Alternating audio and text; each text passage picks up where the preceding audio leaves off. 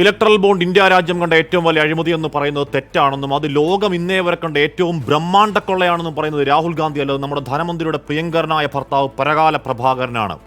ആ ഭരണഘടനാ വിരുദ്ധ ഉടായ്പിലൂടെ BJPക്ക് കൈപ്പണമായി കോടികൾ തള്ളി റെഡ്ഡി മാറ്റിപ്പറഞ്ഞ ദുരൂഹവാക്കുകൾക്കപ്പുറം പൈസയുടെ തെളിവില്ലെങ്കിലും റോസ് അവന്യൂ കോടതിയിൽ നിന്നും തിഹാറിലേക്ക് പോയപ്പോൾ കെജ്രിവാൾ വായിക്കാൻ ചോദിക്കുന്നത് മൂന്നേ പുസ്തകങ്ങളാണ്. ഒന്ന് രാമായണം, 2 ഭഗവത്ഗീത, 3 രാജ്യത്തിന്റെ പ്രധാനമന്ത്രിമാർ അവരുടെ നയങ്ങൾ, നയംമാറ്റം, രാഷ്ട്രീയ വഴിത്തിരിവുകൾ പറയുന്ന ഒരു പുസ്തകം ഹൗ പ്രൈം മിനിസ്റ്റേഴ്സ് ഡിസൈഡ്.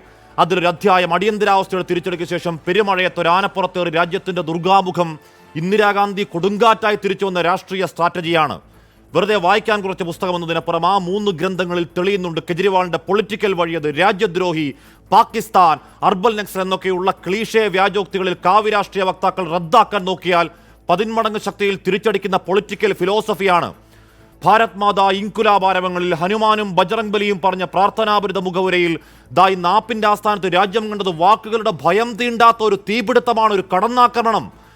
താനേ ഷാഹി നഹി ചലേഗ എന്ന മുദ്രാവാക്യത്തിൽ നരേന്ദ്രമോദി നിങ്ങളൊരു ലക്ഷണമൊത്ത ഏകാധിപതിയാണെന്ന് സ്ഥാപിച്ചുറപ്പിക്കാൻ 10 വർഷത്തെ പ്രതിപക്ഷക്കുരുതി മാത്രമല്ല, സ്വന്തം ക്യാമ്പിൽ സാക്ഷാൽ LK അദ്വാനി, മുരളി മനോഹർ ജോഷിയും സുമിത്രയും ചൗഹാനും ഖട്ടറുമടക്കം കുരുടാനിട്ട് കൂമ്പടച്ചു കളഞ്ഞ രാഷ്ട്രീയ ജീവിതങ്ങളെ എണ്ണി പറയലാണ്.